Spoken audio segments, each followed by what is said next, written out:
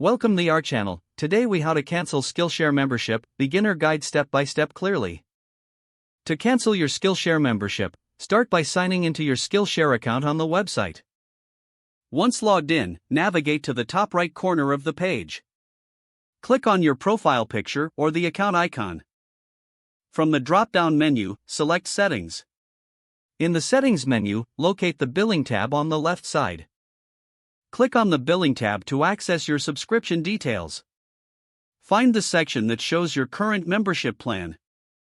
There will be an option to cancel membership. Click on the Cancel Membership link.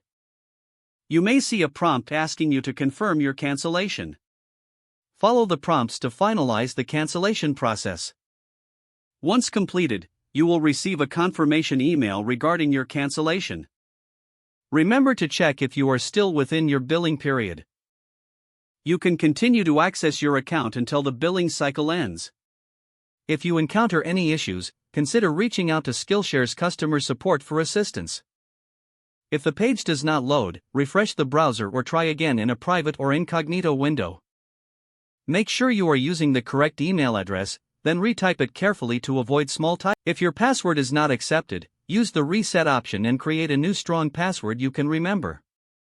Check your spam folder for verification or security emails, then complete any requested confirmation steps. Enable two-factor authentication if available to improve account security and reduce unauthorized access risk. After signing in, review your profile details so your contact information and settings are accurate and current. If you see an error message, note it down and try again after restarting your device and internet connection. Log out when you finish, especially on shared devices, to keep your account and payment information secure. If the page does not load, refresh the browser or try again in a private or incognito window. Make sure you are using the correct email address, then retype it carefully to avoid small typos. If your password is not accepted, use the reset option and create a new strong password you can remember.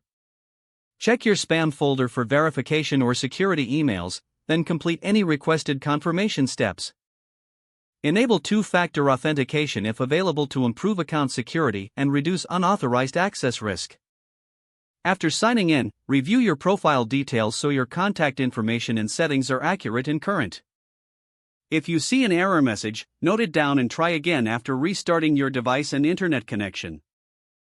Don't forget to like this video and subscribe to our channel for more step-by-step tech guides.